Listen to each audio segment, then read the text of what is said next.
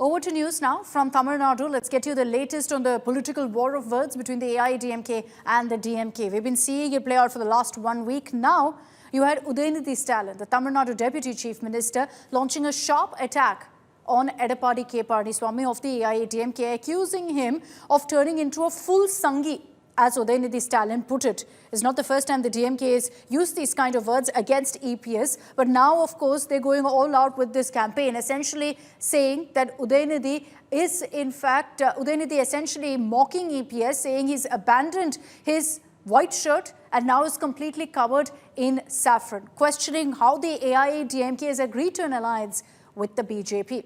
EPS, however, has chosen to dismiss all of the jibes, only expressing confidence that's the AIADMK BJP that will come to power in Tamil Nadu. பாஜகவோடு இனி எந்த காலத்திலையும் கூட்டணி இல்லைன்னு சொல்லிட்டு அடுத்த மாசமே ஓடி ஒளிஞ்சு போய் 4 கார் மாறி போய் டெல்லியில போய் கள்ள கூட்டணி வச்சுட்டு வந்தவர் தான் திரு எடப்பாடி பழனிசாமி அவர்கள். இன்னைக்கு அது வெளில வந்துருச்சு.